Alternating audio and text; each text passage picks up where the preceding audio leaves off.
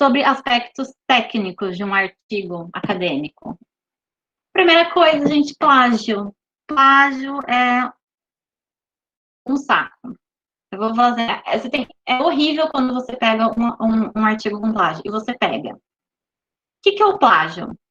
Primeira coisa, ele é um ato de fraude, ele é um crime. E o plágio pode ser direto, transliteral, plágio consentido, autoplágio ou plágio involuntário. Ele se resume em você usar uma informação, um argumento que não é seu, sem você dar crédito, sem você fazer as devidas citações. E você tomar aquilo como uma frase sua. Ele, ele é crime que ele está reconhecido na Constituição Federal. Então, se você está violando esses direitos de outras pessoas, você pode ser punido. E as punições incluem advertência verbal, advertência escrita, suspensão, a perda de título, indenização e até desligamento da instituição. Então, tome muito cuidado com questão de plágio. E aí, ó, vale. O slide do plágio demorou um pouquinho para aparecer para a gente. Então, Você só dá um tempo para a gente dar uma lida? Lógico, assim. Então, aqui eu trago os tipos de plágio, alguns tipos de punição. Perda de título, gente, sem brincadeira. Se você tem mestrado e doutorado, você pode perder seu título por questão de plágio. Teve um caso famoso na Alemanha, que acho que uma ministra fez o plágio e ela perdeu o título de doutora. Foi uma coisa muito, muito, muito pesada. Então, não é só aqui no Brasil, é no exterior também.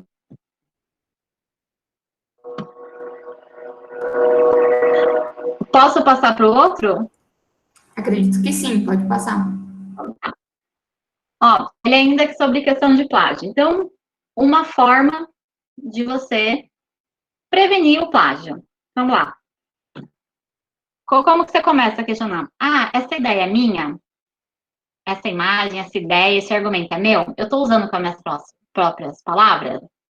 Sim, então não é plágio. Beleza. Aí, não. Se é não, são fatos ou informações popularmente conhecidas? Aí, ok. Gente, você falar que o céu é azul, não é uma questão de plágio, até porque todo mundo sabe que o céu é azul. É uma informação popularmente conhecida. Então, beleza, não é plágio. Se essa informação não é conhecida, então não.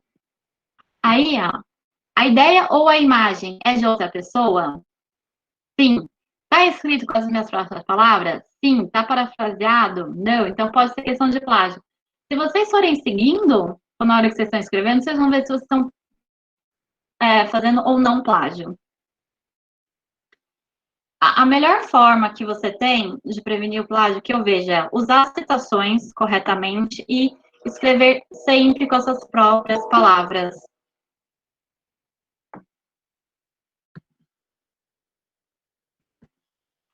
E, como eu disse, a gente pega plágio. E pegar plágio é uma coisa muito fácil.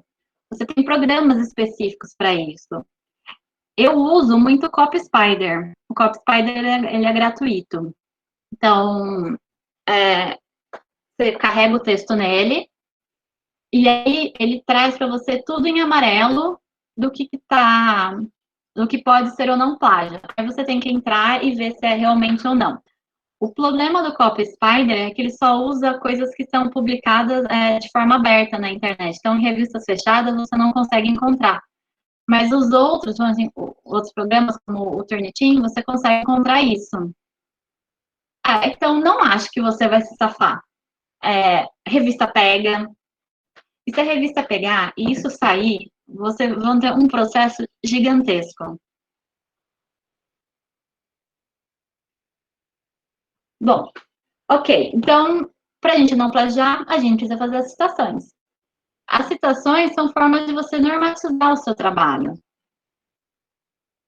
E uma das formas mais comuns de você fazer a citação é pelo o sistema de autor, depois data. Então, eu diria, então, Espíndola, no meu caso, alguém está me citando. Então, eu coloco assim, Espíndola, que é o meu sobrenome, e a data 2020. Se essa pessoa tiver usando exatamente as minhas palavras e colocando entre aspas, ela vai informar a página de onde ela retirou isso. Então, Espíndola 2020, página 15. Esse é um esquema que a gente tem da BNT, mas como eu disse, você tem outras formas de fazer referências de citações, como Vancouver, o APO, o MLA. As informações das citações, elas vão ter que estar sempre completas. Se vocês tiverem dúvidas, eu até deixei anotada aqui a norma da BNT, né, que é a 10.520, que ela fala sobre as citações em documentos. E aí eu só queria lembrar que você tem outras duas formas, que é o APUD, que é a citação da citação, então você está usando a citação de uma pessoa de um outro trabalho, e o et al, que é uma citação, mas quando você tem uma autoria de mais 3 pessoas. Existem revistas que eles não deixam você usar o et al, então eles pedem para você colocar todos os nomes dos autores na sua citação.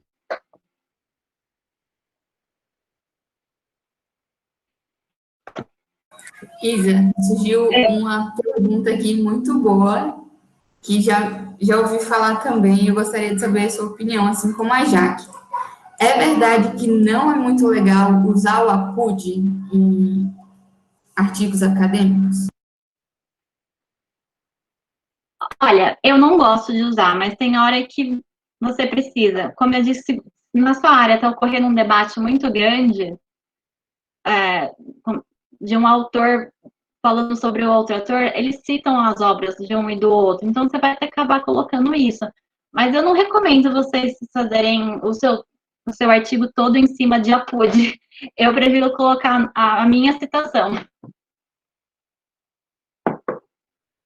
E as citações, elas podem ocorrer de duas formas: a citação direta e a citação indireta.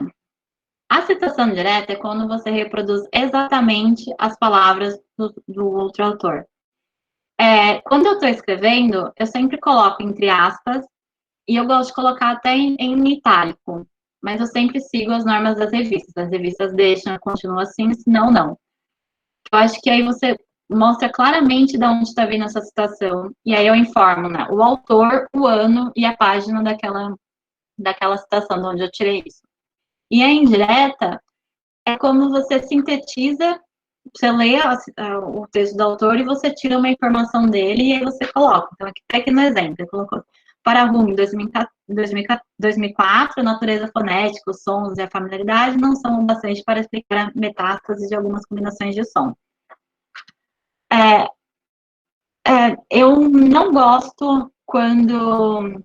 Assim, você está escrevendo, se você colocar uma citação direta, o risco seu de plágio é menor. Só que, em compensação, você pode correr o risco de ficar uma obra totalmente só de feitas de citações. Então, tentem intercalar e trazer, e sempre coloquem o seu argumento. Você apresentou uma citação direta, debate, não joga ela no texto. Contextualiza, explica por que você trouxe, qual que é o benefício que ela está trazendo, como que ela vai embasar o seu argumento, né, eu colocaria. E ainda nas citações, busque por citações atuais, e citações relevantes, e que sejam equilibradas. Como eu disse, a gente tem corre muito risco de ter um viés no nosso artigo. Se você trazer os dois lados ou mais, né, da história, você vai diminuir a sua chance de enviesar o seu artigo. Então, você está mostrando tudo o que está acontecendo. Se você encontrou um resultado conflitante, você vai mostrar de onde saem esses dois resultados. E depois das citações, eu vou trazer só um pouquinho das regras básicas de formatação da BNT. A BNT, ela tem umas 5 normas que estão ligadas com a questão da academia, né? De formatação de trabalhos, de citação, de referências, até de apresentação de trabalho. Então, vale sempre a pena vocês consultarem, se vocês não tiverem ela meio de cor na cabeça. Mas, em si, se você está seguindo as regras da BNT, o espaçamento entre as linhas vai ser de 1,5. A letra, ela vai ser a Times ou a Arial. Aí você usa tamanho 12 para o texto, 14 para o título. Das citações, até 3 linhas, elas vão estar dentro do corpo do texto. Se forem mais de 3 linhas, elas vão ter um recuo de 4, então elas vão vir destacadas. A margem da sua página, se ela for direita inferior, ela tem que ter 2 centímetros, e esquerda e superior com 3 centímetros. E o alinhamento pela BNT é sempre o justificado. Mais uma vez, gente, leiam as regras das revistas. As revistas, elas podem pedir uma formatação diferente. Nem sempre elas vão usar a formatação da BNT. E aí, aqui, eu trago para vocês verem. Então, ó, aqui foi uma citação direta com mais de 3 linhas. Aí ela trouxe um espaçamento simples, que é uma das regras da BNT, e ela veio destacada no texto. Você tem a margem superior e esquerda com 3 centímetros, e a inferior e a direita com 2 centímetros.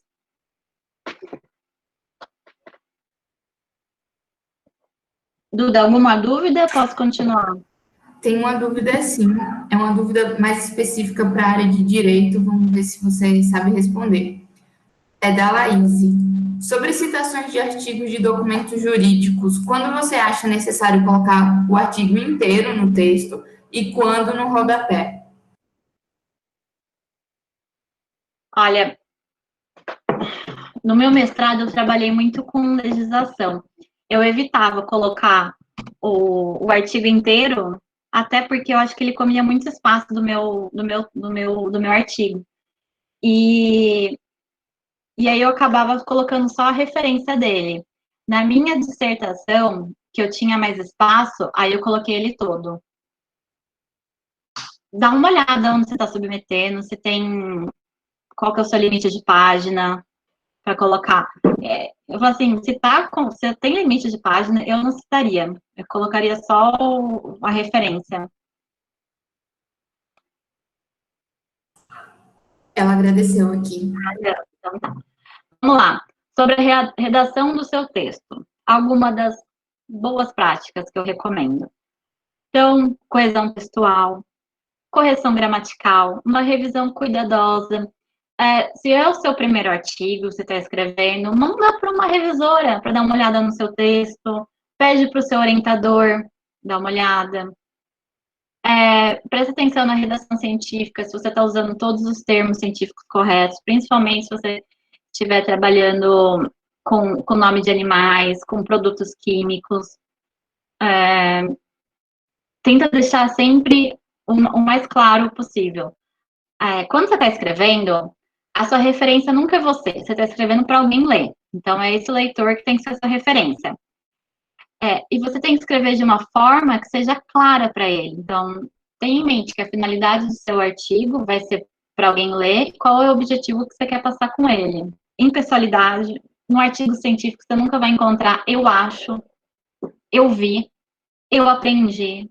Não, ele é impessoal, terceira pessoa. Ele é objetivo, ele é claro, ele é imparcial. A academia tem uma dificuldade com a questão de imparcialidade, ainda mais quando é questão política. Mas eu falo, tenta sempre forçar um pesquisador, um bom pesquisador, ele não pode ser enviesado. Bom, alguma dúvida dessa parte técnica? A Laís continuou aqui a pergunta dela. Eu acredito que você até já respondeu. É sempre bom colocar na integralidade no rodapé o artigo jurídico, no caso, precisa sempre que for citar o artigo no corpo do texto, colocar o artigo na íntegra no rodapé? Laís, eu colocaria só a referência dele, ou o link do site que está onde foi publicado esse artigo. Muitas revistas, elas têm limite de notas de rodapé. Notas de rodapé é só realmente para questões essenciais do seu texto. Então, manerem no uso. Perfeito. Então, vamos lá. Vocês entenderam o que é academia? Vocês viram o que é um artigo acadêmico? Qual é a estrutura mais comum? O que você espera de cada área? Mostrei também um pouco a questão dos aspectos técnicos. de plágio, de como que você escreve, de citação. Aí agora que você está com o seu artigo pronto, escrito, você vem e diz, ah, beleza, eu vou publicar. Então, quais são as etapas de publicação do seu artigo? Primeira coisa é você escolher o periódico, né, a revista que você quer publicar. A partir do momento que você escreveu, você vai ter que preparar o seu artigo, adequando as normas dessa revista, desse periódico. Depois disso, vem a submissão. Aí o seu artigo vai entrar em análise na revista, ele pode ser publicado ou rejeitado. Se ele foi publicado, a gente tem uma outra etapa, que é a divulgação do seu artigo. E agora eu vou passar uma das etapas, as etapas com vocês. Primeiro ponto, onde publicar? Onde publicar o seu artigo vai ser muito importante. Eu falo assim, não basta você escrever. Você tem que saber onde você vai divulgar, qual revista que você vai colocar. Você tem que fazer uma busca por essas revistas bem classificadas, que vão trazer um retorno bom para você. E esse retorno é falar em termos de leitura e também de pessoas citando o seu trabalho. Por isso, a escolha da sua revista, do seu periódico, ela vai ser fundamental.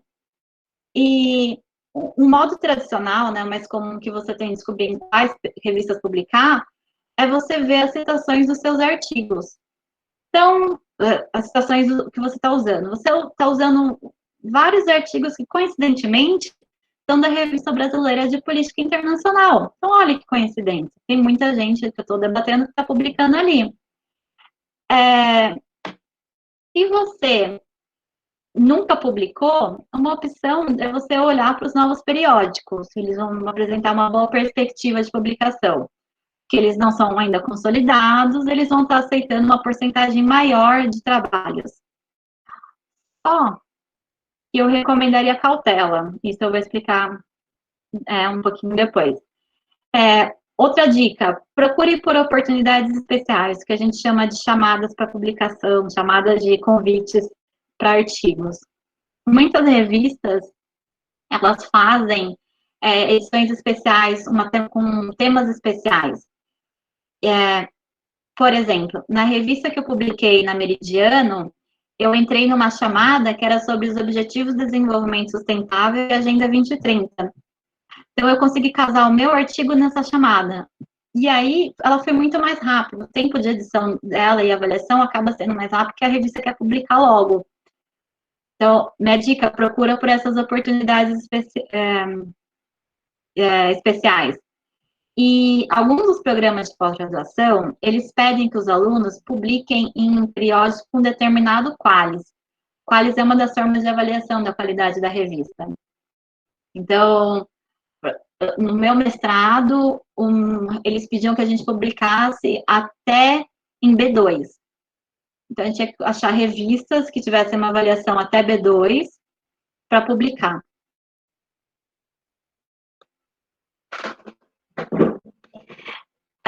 E aí vale vocês questionarem o escopo da revista.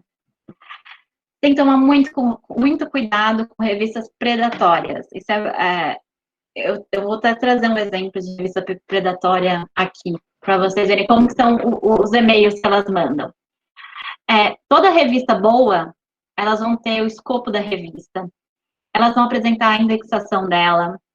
E os indexadores são as bases de dados que elas vão estar disponíveis. Então, a PubMed, a Cielo, Web of Science, a Scopus. Consultar o fator de impacto mostra que a revista é boa ou não. Quanto maior o fator de impacto, quer dizer que mais pessoas estão acessando aquela revista e mais pessoas estão utilizando aquele material dela. Aqui no Brasil, a gente usa muito o Qualicaps. E você confere a nota de revista pelo portal da plataforma Sucupira. Verifica também se a revista é de acesso livre e atenção para a transparência da revista. Como eu mencionei, algumas revistas, elas pagam para você acessar. Então, não é todo mundo que vai conseguir consultar o seu material.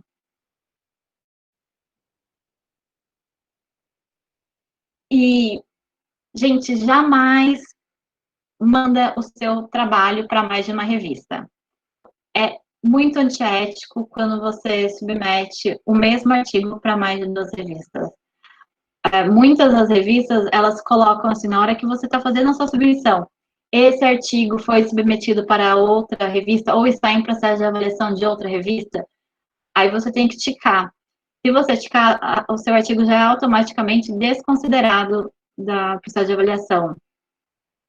E também jamais publique o mesmo artigo, somente com título diferente, em outra revista. E se o seu artigo foi apresentado num evento, foi debatido, informa assim, ó, esse artigo, versões anteriores desse artigo foram apresentadas no evento da Associação Brasileira de Relações Internacionais, em 2018. Isso mostra que vocês são transparentes com a pesquisa e também mostram o quão ético vocês são enquanto pesquisadores e cientistas. E aí, falando das revistas predatórias, esse aqui foi o e-mail que eu recebi essa semana de uma revista predatória. Nunca ouvi falar dessa revista, não sei nem como eles encontraram o meu e-mail, e aí chegou. Então, eu falei assim, ó, nome, quem que é quem faz a publicação, qual que é o modelo da publicação, olha, ela é acesso livre, a frequência dela é mensal, a língua é inglês, e ele cobra uma taxa de $300. Isso é uma revista predatória que ela só quer lucrar em cima. O fator de impacto dela era muito baixo. Apesar dela ser indexada, ela era muito baixa. Eu falei assim, isso é uma coisa que a gente sabe muito. Toda semana recebendo uma chamada de revista predatória. E outra, o pesquisador não tem $300, ainda mais na crise que a gente está agora para pagar para uma revista que a gente nem sabe qual que é. E quando eu falei de revistas indexadas, quer dizer que então que ela faz parte de uma base de dados, né? Ela vai ter todo um corpo editorial, revisores especializados, e a indexação vai fazer com que o seu artigo seja recuperado de forma mais rápida e eficiente. E sobre o fator de impacto, o principal que a gente tem que fazer a avaliação das revistas é o JCR, que é o Journal Citation Reports. Todo ano eles lançam as revistas com os maiores fatores de impacto. Então, publicar nessas revistas é muito difícil. É muito difícil. A Nature é uma das revistas com alto fator de impacto. E aí, do Qualiscapes, que eu falei que é o sistema brasileiro, quando você acessa ele vai ter esse formato que a gente chama, que é a plataforma Sucupira. Aí você tem o evento de classificação, então você escolhe, né, o triênio de avaliação, você escolhe a área de avaliação e você pode colocar o ISSN da revista, o título e ver qual que é a classificação que você quer. Quando eu quero ver quais são as revistas mais bem avaliadas em determinada área, eu só coloco o evento de classificação, que eu pego sempre o mais recente, e a área de avaliação. Aí ele já joga e ele abre. E o Qualiscapes, ele tem indicativos de qualidade. Então, o A1 as revistas que vão ser mais bem conceituadas vão receber o A1. Aí você tem A2, B1, B2, B3, B4, B5 e o C. O C pode ser uma revista nova que nunca foi avaliada, ou pode ser que seja uma revista realmente muito ruim. Como eu disse, eu fico, né, em A1, A2, B1 e B2. Essas são as revistas que eu busco sempre publicar. Se elas não são aceitas no A1, aí eu venho talvez para uma B2, e aí eu vou descendo. E aqui eu trouxe para vocês a capinha, né, da plataforma Sucupira. Então, como eu disse, tem o evento de classificação, área de avaliação, são esses dois que eu uso mais. Aí, no de relações internacionais, se eu não me engano, ela está junto com a área de ciência política. Então, quando joga o 2, ele vai lançar uma tabela de Excel com todas as classificações das revistas que estão avaliadas pela plataforma. E você consegue selecionar qual que é A1, qual que é A2. Mas isso daqui é uma coisa bem do Brasil. O pessoal lá fora não usa isso. Eles consideram muito mais o fator de impacto da revista que é elaborado pelo JCR. Alguma dúvida dessa parte? Por enquanto, não, Isa. Beleza, então vamos lá. Aí tá. Você escolheu a sua revista agora. Você já viu que ela é uma revista indexada, que ela não é uma revista predatória e que ela tem um CAPES bom. Aí você vem para o seu trabalho. Então, antes de submeter, verifique se você obedeceu todos os limites de palavras e caracteres. Sim, as revistas limitam isso. Por exemplo, assim, preste atenção no limite de páginas. Se você incluiu todas as seções necessárias, se a revista, por exemplo, pede uma seção de metodologia, escreva uma seção de metodologia. Se não, coloca um parágrafo na introdução. Verifica se você atendeu todos os requisitos de idiomas. Se a revista, tem revista que, por exemplo, pede o idioma do Reino Unido, pede o inglês do Reino Unido. Então, vamos prestar atenção nas palavras que a gente está usando, que tem diferenças. Veja se você forneceu todas as informações de contato. Sobre as figuras, elas estão inseridas no local correto? Muitas revistas pedem para, além de você inserir a figura no seu trabalho, você encaminhe elas num arquivo separado. As referências, presta atenção se vocês estão seguindo as normas das revistas. Veja se você tem algum conflito de interesse com alguém da revista. Por exemplo, tem a revista Ambiente e Sociedade, da USP, que ela é vinculada ao programa de pós-graduação em ciências ambientais. E o meu orientador é parecerista dela. Então, se eu submeto para ela, eu tenho que informar que eu tenho um conflito de interesse e que o meu orientador não pode avaliar meu trabalho, porque também é trabalho dele. Se você está fazendo, se o seu trabalho é uma entrevista, verifica se você tem autorização da pessoa para publicar. Se a sua pesquisa envolve seres humanos, veja se você inclui todos os detalhes éticos e se você tem a permissão para publicar os dados. Isa, eu tenho uma dúvida minha sobre essa questão, na verdade é um comentário que daí depois você pode falar um pouquinho mais. Algumas revistas, elas adotam um parâmetro de correção às cegas. Então, a primeira versão que você envia para a revista não pode ter seu nome nem nada que identifique você, para que não haja nenhum tipo de favorecimento ou desfavorecimento por parte dos pareceristas, né? Você poderia comentar um pouquinho sobre essa questão? Inclusive, se seu nome tiver nessa versão, ele pode, inclusive, ser desconsiderado, né? Duda, você está certa, ele pode. E eu até preparei. Tem um slides que eu falo sobre os processos de revisão, como que você tem isso. Mas é o seguinte, essas revistas que elas falam de avaliações às cegas, então, quando você submeter o seu trabalho, o seu artigo, no formato do Word que você for carregar, não pode ter nenhuma informação que faça referência a você. Então, isso inclui o seu nome, né, o nome do seu orientador, o nome dos outros autores, a instituição que você faz parte e se você tem alguma bolsa de pesquisa. Lembrem que eu mencionei que a FAPESP, que é uma agência de fomento, ela pede para a gente sempre publicar e fazer referência ao nosso processo? Quando eu submeto às cegas, eu tenho que tirar essa informação, que eles podem identificar isso. E, Duda, aí depois eu tenho uma figurinha que eu vou falar sobre esses processos, tá bom? Bom, okay. Arrumamos todo o nosso trabalho, ele está formatado, está seguindo as normas da revista. Então, aqui eu falo que é uma tarde que descreve perfeitamente a sequência de análise que o seu artigo vai passar até ser aceito e publicado. Então, você submeteu o seu artigo. Aí, assim que você submeteu, ele vai passar por um gerente editorial. Ele vai fazer uma análise geral do seu artigo. Então, ele vai ver o seu título e o seu resumo. Se isso for ok, ele passa para a próxima edição. Se não, ele já vai ser rejeitado direto. Aí tá.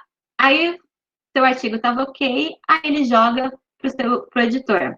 Então, o editor, ele vai ler o seu artigo, ele vai falar assim, nossa, esse artigo é interessante, eu vou mandar para os revisores. Aí os revisores, que é a próxima etapa, eles vão recomendar ao editor se o seu artigo vale ou não ser publicado. Então, não é que eles vão rejeitar, eles vão fazer uma recomendação ao editor. Existem casos de quando os revisores rejeitam, mas o editor aprova. E depois dessa revisão, né, por parte dos revisores, você vem à conclusão: seu trabalho pode ser aceito, rejeitado, aceito com fortes alterações ou aceito com baixas alterações. E o tempo dessa sequência varia. Eu já tive artigo que passou por tudo isso em 3 meses, e, como eu disse, eu tive um artigo que levou 2 anos para ser publicado. Que aí chegou na parte dos revisores, aí eles aceitavam com alterações e aí voltava para mim. Aí eu submetia de novo, aí eles vinham mais alguma coisa e aí voltava para mim. Então ficou indo e voltando ao longo desses 2 anos.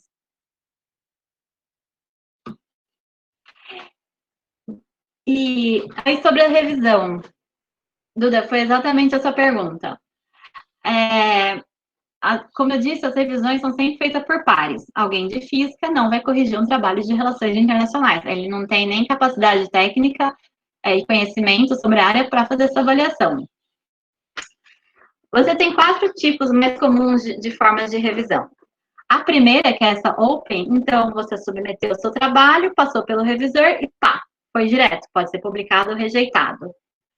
Aí você tem uma avaliação, a primeira avaliação, que é a avaliação às cegas. Então, você não informa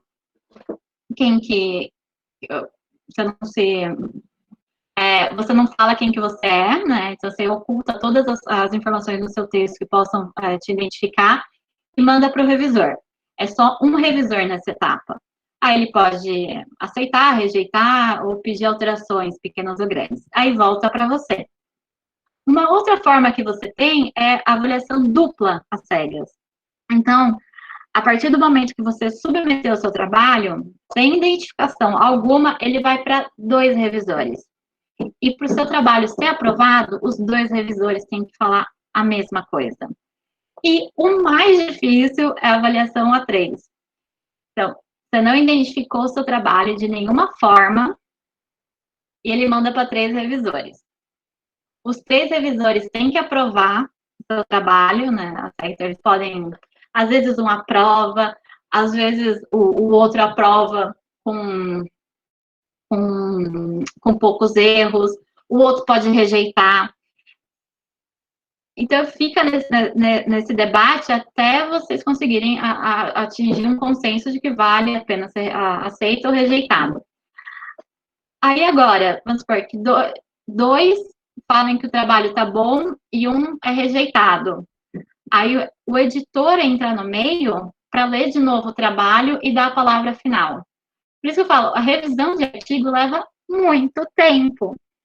Das revistas que eu dou parecer, eles funcionam com algumas com single, outras com double. Mas em nenhum momento eu sei quem é o autor, né? Quem são os autores. Se em alguma parte do texto eu consigo identificar, eu tenho que informar o editor e o editor rejeita a publicação.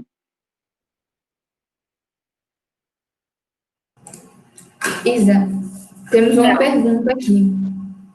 Uhum. A Laís perguntou, ao escolher a revista, é aconselhado priorizar as mais distantes da faculdade que eu faço parte? Não, de forma alguma. Eu publicaria no que estivesse ligado à sua universidade. Por exemplo, eu já tenho um artigo publicado nessa Ambiente Sociedade, que é vinculado ao meu orientador e que é vinculada à instituição que eu estou. Mas ela é uma revista muito bem conceituada. Se a revista que é ligada à sua faculdade for bem conceituada, por que não tentar publicar nela? E eu acredito que seja também, Isa, compartilhando aí a resposta, uma forma também de prestigiar as revistas do seu próprio programa, da sua própria universidade, né? E quanto mais trabalhos de qualidade essas revistas aceitam, mais fácil ela aumentar esse Qualis, né? Nossa, com certeza. E o seu programa de pós-graduação, especialmente se ele tem uma revista vinculada a ele, ele vai querer que os melhores trabalhos estejam ali publicados. E se o seu trabalho for bom, por que não publicar ali? Eu não vejo motivo para não publicar.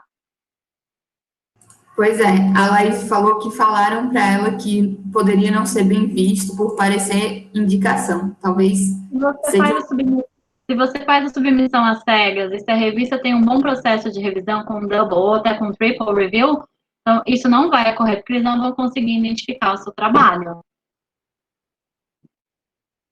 Exatamente. Então, agora, em alguns casos, o seu artigo pode ser rejeitado. E a revista ela pode rejeitar por questão de escopo, por ética, plágio, se o guia de autores não foi rejeitado, né, não foi respeitado, se o seu idioma, vamos supor, você escreveu em português, mas a revista pediu para o inglês, o seu inglês tem uma baixa qualidade, a relevância do seu estudo e até por questão de competição. Isso são todos fatores que podem levar o seu artigo a ser rejeitado numa revista. E por isso que eu falei, preste atenção na questão de plágio, se atentem às recomendações da revista. Se vocês não estão confiantes do seu inglês ou mesmo do seu português na forma de escrita, mandem para uma revisora.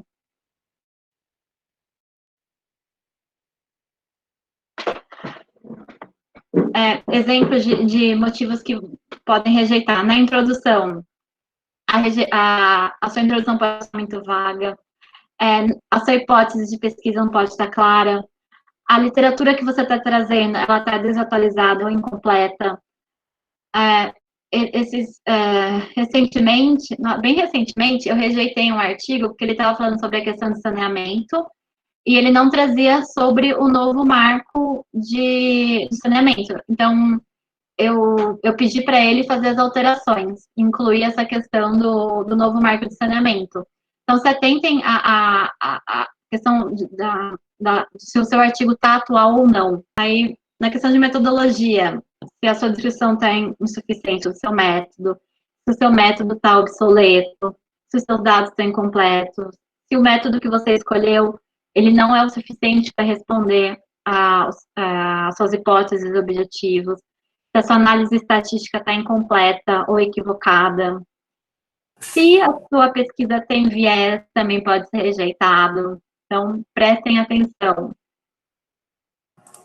Deixa eu complementar uma coisa dentro desse tópico, Isa, que eu tive um artigo que eu mandei para uma revista e ele passou 2 anos lá sendo avaliado, né? Demorou bastante nesse caso específico, e daí eles me retornaram pedindo para eu fazer algumas alterações e falando que os dados estavam desatualizados, né?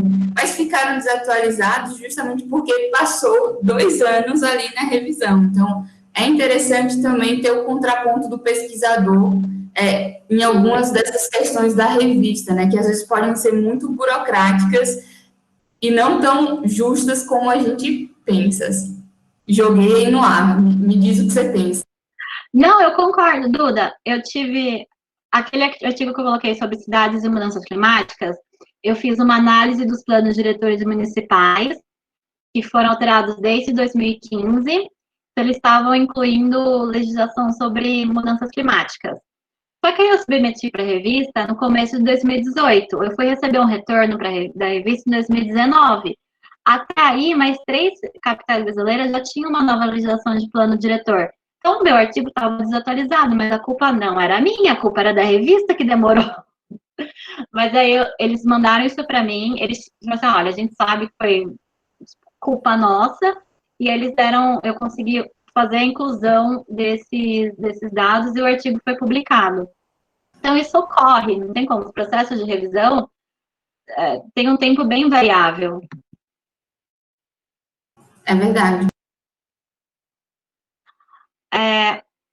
Ainda sobre as rejeições, nos seus resultados, os dados podem estar imprecisos, inconsistentes, podem ser insuficientes ou inconclusivos, as suas figuras e tabelas podem estar defeituosas, por isso que eu ressaltei, atenção no seu formato das tabelas, cuidado como vocês estão apresentando as suas imagens, as figuras, vamos fazer um tratamento das imagens para trazer.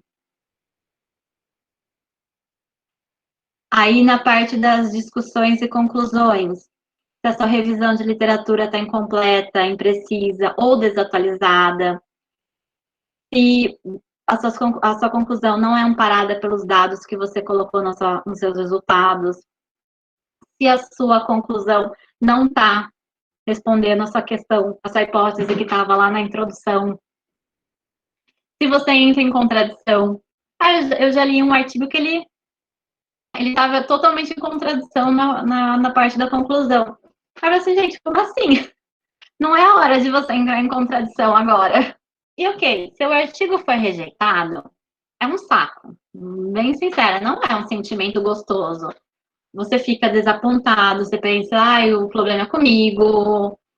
Mas você tem que responder. Então, vamos tentar. Responda, agradeça a revisão pro parecerista.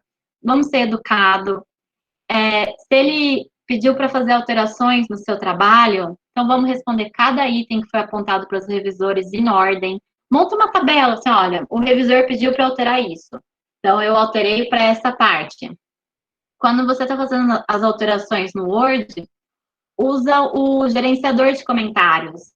Isso facilita você na hora de você responder os motivos que ele colocou, né?